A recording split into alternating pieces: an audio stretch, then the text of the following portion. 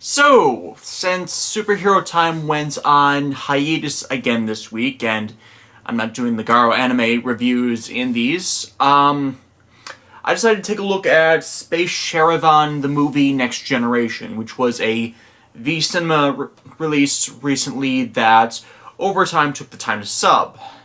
And okay, how do you get Geki Jumanji wrong in the naming? I mean, they call him Geki Ichimonji in it, and his name is Jumanji. And I like Overtime. I think they're the good of the liberal fan subbers, but wow, there were some mistakes in the translation this time. They release V2s of their stuff when someone points them out, so that's fine. I mainly have issues with the ones that, defend things that are wrong incessantly. So, overall, though, it was pretty good subs, aside from a thing or two. I'm not very familiar with the Space Sheriff series. I pretty much just know it from the research I did for the Superior Tyson Z review and Gavan the movie and the Go Busters crossover and Gokaiger vs. Gavan, which was a great movie that I would probably appreciate more if I knew more about Space Sheriff Gavan. I know somebody's subbing the Metal Heroes. I know the first few have adapted subs from another adaptation, but I don't think there are very good, straight, good quality fan subs of the series yet. I might be wrong. I'm meaning to do a archive update of my stuff anyways soon enough, so I'll probably find out if there are. But I did not like Space Sheriff Gavan the movie. I liked Superior Tyson Z. It's flawed, but it's better than most of the other recent content I can name. I liked versus Gavan. So I'm coming in a bit dark. So how does this stand alone? It's good, but it's not great. I think that's what I'm eventually getting to. The movie was written by Naruhisa Awakawa and directed by Koichi Sakamoto. Now, Sakamoto is known for his ludicrous stun effects and explosions. Admittedly, the explosions are not entirely his thing. They've been co-opted by a bunch of people, but most people think it got started with him. He hired the stunt director that really started it, and he, for some reason, became obsessed with it. Force and Kyoryuger are two recent examples of that. So,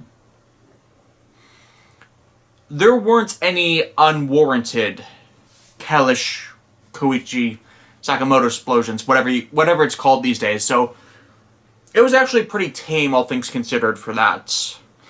Naruhisa Awakawa, he's a long-term writer for Toei. He's been doing Sentai since I think he started on Jetman and went onwards. He wrote an episode of Kamen Rider Black. He was one of the writers for Kuga. He's done a bunch of the V-Cinema releases for the last 2 decades, so he's kind of a known quality. I don't think he has a lot of tropes. If he does, I haven't noticed them in, my various perusals. But I think the problem is his writing is not particularly memorable most of the time. Because I just finished watching the movie and I can't remember that much about it. Granted, part of that is my memory sucks, so sometimes it's becoming better, sometimes it's becoming worse. I mean, I have a wiki page open with the names, because I suck at names. And how should I even start this? Okay, first of all, it segues in with Geki Jumanji on a case, wrapping up with capturing a monster from the re-emerging Maku Syndicate. Now, the first 3 Space Sheriff series, the Space Sheriff trilogy, not the first 3 Space Sheriff series. The first 3 Metal Hero series were a ongoing continuity that was facing against a group of crime syndicates that were widespread, I think, would be the... okay. The Space Sheriff's main enemies were part of these major crime syndicates. Now, the leaders of those crime syndicates are all dead. Their leaders are gone, and it should be in a time of peace. But this movie starts off with saying that there are recently resurgences in their activity through copycat criminals. So the bigger mystery is what's causing all of these. And that is explained at the end of the movie because that's to segue into the next Space Sheriff movie, Shider, which is going to be starring Akira Date from O's. Or at least his actor. I forget the actor's name. And it's not on the listing. So, anyways, that case leads them back to... It's pretty much a segue to Sharivan's whole operation because Gavan's a known quantity by this point because the last 3 major Metal Hero event movies all involved Gavan. Geki was in 2 of them, the focus of 2 of them. So it makes sense to use him as a lead-in to getting to Sharivan, as then it's a quality the audience already knows. Problem is, the audience already knows Kai Hyuga, the current Sharivan, because he was also in Gavan the movie and Superior Tyson Z. He was a bit of a dick. So it was already an uphill battle with this movie to... As I was saying before, I was so rudely interrupted. They're already fighting an uphill battle because of how the fans view him from the last things he was in. So the big hurdle was getting people to understand his way of thinking and why he would be such a dick in those events. And the reason invented for this movie was he is a highly logical person, estimating and calculating costs and priorities for doing things to result in the best amount of variables. Now, this got him in trouble with Den Iga, the previous Sharivan, when he was in training, because on a case he came across a serial killer monster, and using his calculations, his mental calculations, and his skills and the knowledge he had of the criminal, he fired on them to disarm them, cripple them, and free the hostage they were using. Now, the problem when you're calculating odds as your main way of doing things is you tend to overlook variables that can screw up your estimations. And in this flashback, this is so because the monster that he had thought he crippled, one, had a spare weapon in the form of a curved knife. I'm forgetting the actual term for it, but it's like my uncle, who's a farmer, uses one of those for wheat shucking. So I'm not exactly sure what it's called. So he didn't account for that. He also didn't account for the criminal to be immune to his weapons. Yeah, it's only because Sharivan intervened, the previous Sharivan, that there was not a casualty that day, including himself. And from this, he kind of got this twisted view of, instead of learning his lesson that people are more important and you can't factor in everything, he figures that he'll just learn more to obtain more accurate calculations. Now, this factors into his character arc for the movie because he ends up getting to the realization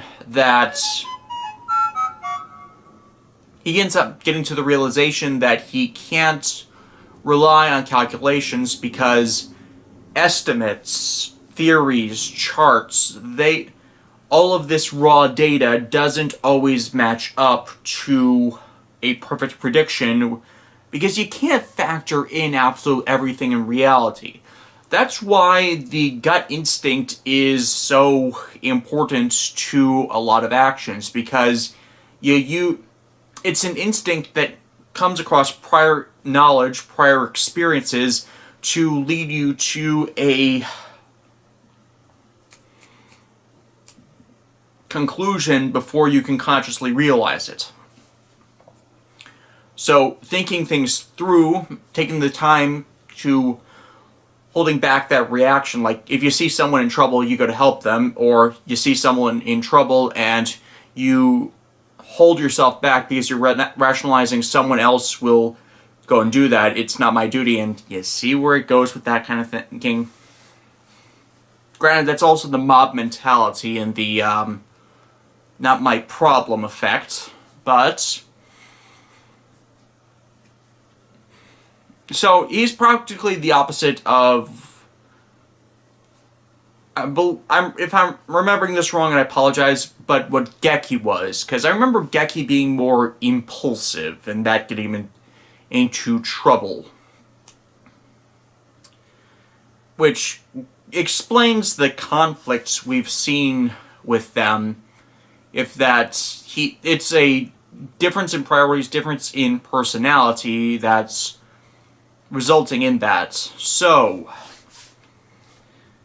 this plays in as he's assigned on a case to discover, a bunch of the other cases which are related to this whole crime syndicate copycat breakout, with him trying to track down the distributor of a narcotic that temporarily makes a injector immortal, drives them pretty much crazy when it does so, except it burns out everything about their bodies, so they completely die after a few minutes of its use.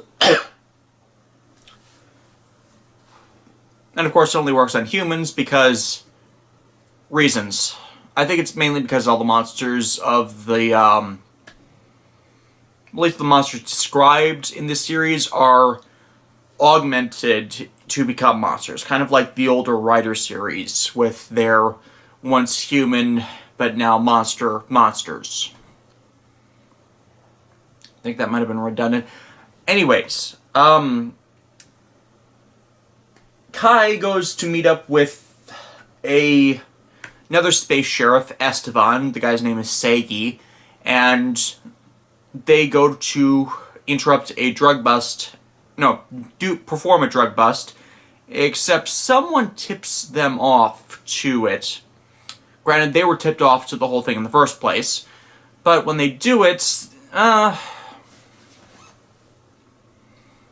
Sagi has a partner named Eileen, and Eileen is kind of suspicious through the movie due to her actions, but it's because she's working undercover with another space sheriff named Genser, who had himself augmented into a monster named Guard Beast. And Guard Beast is tipping them off to everything, but it leads to a bunch of convoluted events, which really aren't that convoluted. I'm using wrong words again. Pretty much, Sharivan and Esteban end up splitting up to fight off the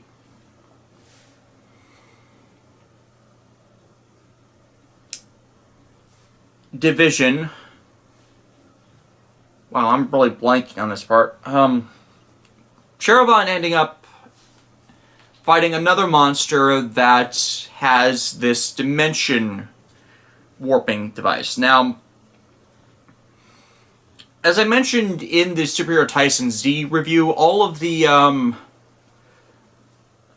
Crime Syndicate monsters can access different spaces, distorted dimensions, thanks to the powers of the leaders of the Crime Syndicates. So it's kind of baffling how they could create these areas, but in this movie it's explained that someone found a way to create synthetic dimension bubble creators that are based on the properties of the various spaces the Crime Syndicate bosses had. So Sharivan gets this. It's pretty much just showcasing Sharivan's old spaceship mech, because it's a It's a jet that transforms into a robot. And by robots, I mean, it kind of looks like one of those late 90s robot toys. Like Rob from Nintendo, instead of the grappling arms, it's like, I am a robot arms. I don't think I'm describing that really well, but it pretty much just transforms so it can fire lasers. Of course. To be honest, when they first brought it out, it kind of looked like they were using stock footage from the old series. It kind of looked dated. But then the CGI kicked in. And it didn't look too bad. And still no out-of-place cow explosions, which was surprising. But when the monster tries to switch again, it explodes, killing it. Leading us back to Esteban. Esteban is a new space sheriff, in that the armor was completely new, made for this event. And it kind of shows, because you can kind of see flaws in its construction, how the armor is gold paint instead of whatever this chrome plating they used on the older Space Sheriff suits or the updated Space Sheriff suits. So you can tell they were kind of on a budget with this one. And it's not that bad looking. But as you could tell from the whole undercover operation, Esteban is part of the villain faction. He's a corrupt cop, which is certainly a trope in Japan. Ridiculously, cops abusing their power. It's a trope here. It's a trope pretty much anywhere too, but it's like the number of cops that are decent people in Japanese media are ridiculously small. Like, it's the exception instead of the rule with them. We don't find this out for a bit yet because Esteban's partner, Eileen, gets her paralyzed or shuts down or does something, so he falls asleep, so they take him in. And then when Kai's partner's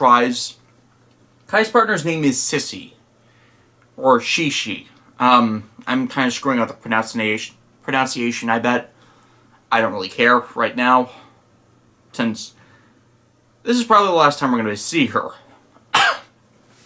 Anyways, Eileen freaks out when Kai orders Sissy to do an autopsy on Genser because, they're old partners. She's his undercover contact, and they didn't tell anyone at the Space Sheriff Command that they were doing this.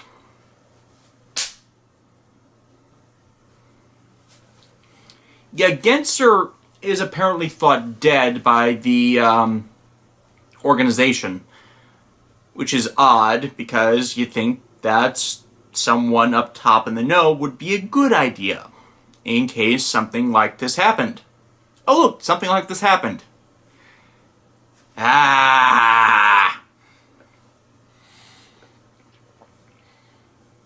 So Eileen makes herself out as a traitor because she's saving someone that looks like a monster. Yeah. And Seigi shoots her. Also, so he can frame her as the actual traitor, so he can get off scot-free and continue his double agent work for the division head. Now, obviously, she doesn't die. She's gotten medical attention immediately, but she's still laying comatose. So Kai makes like a competent officer and checks her effects, because there was something odd about how she was acting before Seigi shot her. And sure enough, her phone shows that it has lots of calls to and from Genser, and with the oddities in her actions, he agrees to Genser controlling their meeting, and pretty much everything is laid on the table about them being infiltrators to find out what's going on. And he was spilling the information. And then they get blown up because Seigi dropped a bomb. Yeah. This is an issue for Kai, as Seigi and him were old friends from, well, their homeworld. And they went through training together, and it's someone that Kai thought he could trust implicitly, and he couldn't trust him implicitly, unfortunately. Yeah, bad news for you, dude. So, we kind of see a contrast between the cool, calm, and calculated, I don't always get my man, but through encountering him, we get more and more until I do, kind of Kai, and the completely flabbergasted that his friend did this to them, Kai. And there's a really good moment where he stumbles into where Seigi is getting congratulated by the division head, General Geyer. I'm probably screwing up the pronunciation of that, too, but I think it's really good in that it's contrasting the two styles of his characterization and helping show developments. Of course, it goes to them fighting each other, Space Sheriff against corrupt Space Sheriff, and somehow Seigi got on board Sharivan's ship and stole the formerly comatose Eileen, got her up, and used her as a hostage. Now, this is that contrasting moment to earlier, where if it was how he was acting before, he would calculate the best odds to both save the hostage and cripple Esteban. Except his calculations read that there is no way to do this how he wants to. So he I think the calculation thing is there must be a better way than to give in to the demands of the hostage taker. So it's not completely heartless, but it's finding the best way to go about getting the hostage free and the criminal down. But since there is zero chance, he goes with his feelings, and because it's more important to save someone than to get the bad guy in this kind of situation. Because the bad guy, you're going to have another chance at getting the bad guy. If you screw up saving someone's life, then they're gone for good. At least that's my rationale for it, because Sharivan completely powers down, so then Esteban starts dominating the fights. And then he pulls out this drug, which was the entire thing, and as I believe I described before, it makes the users of it temporarily into immortal super soldiers. And he did not want to do that. And then we get this odd scene where the electroplating sequence, which is synonymous with the space sheriffs as how they armor up, it's pretty much interfacing with the ships that service their bases to beam down a particle beam, and then the armors form from all of these collected light particles. Electroplating is an actual process where you add a layer of metal, or add a metal to a metal, through electrolysis.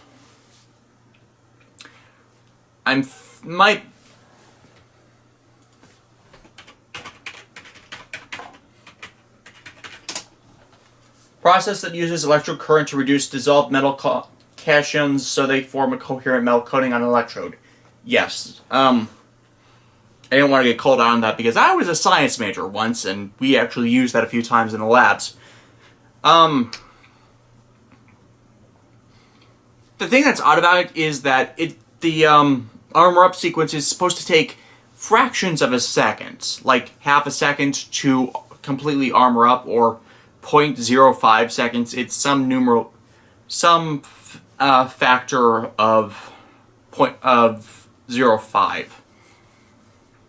but it's like he's moving forward while the armor's coming up, and I just found that odd. I mean, it's cool as hell, but it's contrasting with the knowledge that in the time it takes him to take a step, he should already have the armor on. That's kind of the awesome thing about the Metal Heroes, is that before they stopped doing the live shot transformations that started to become a thing with Kuga, we were mostly taken out of the battle to get the transformation sequence. It's with the Metal Hero series and the more recent Kamen Rider and Sentai teams that do it live that show you that the transformation sequences are actually longer than it actually takes in real life. In other words, the sequence is not happening in real time. And this has gotten a lot of people's opinion that all of the other transformation sequences, like for Magical Girl anime, or the older transformation sequences for older Sentai, older Henshin Hero stuff, is not always going to reflect the real-time transformation.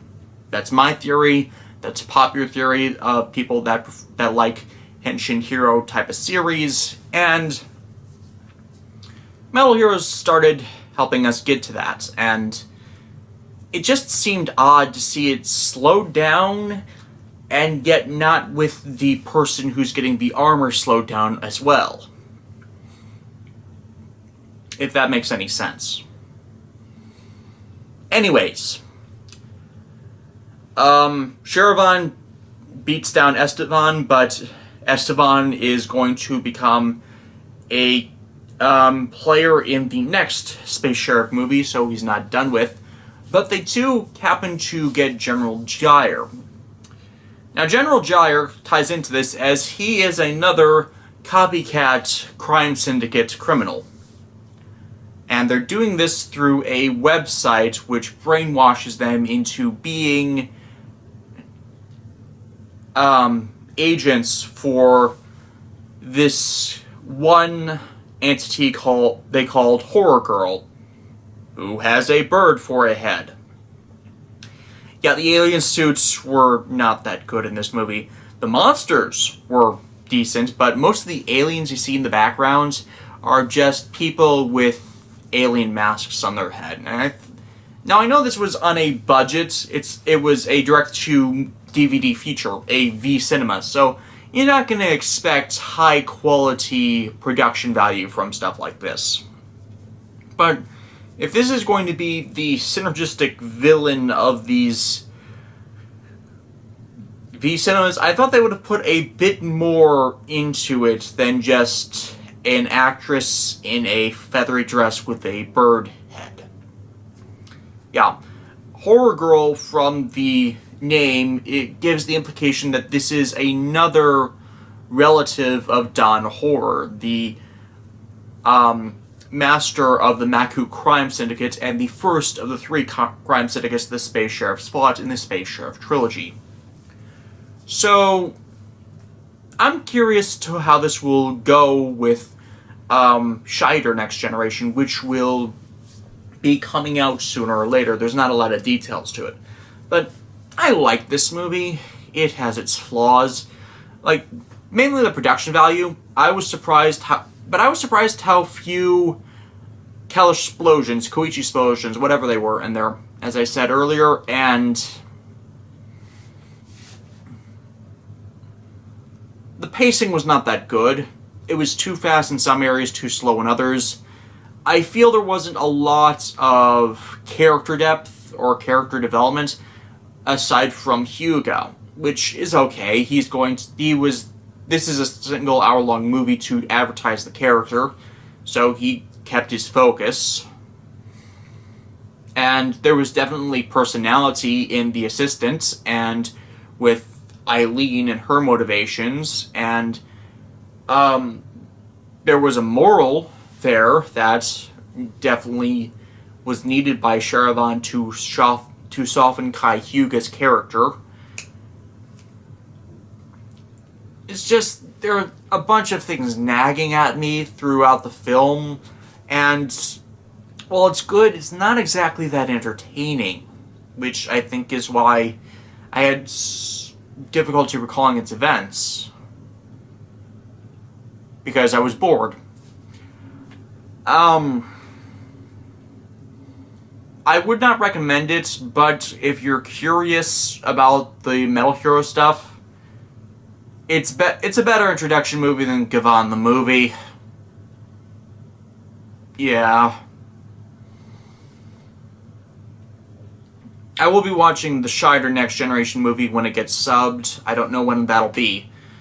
And I don't know if I'll do it in a block like this, but I had the week off from the normal recaps because I'm repeating myself again. Hopefully we'll have Drive and Tokuger back next week. Later.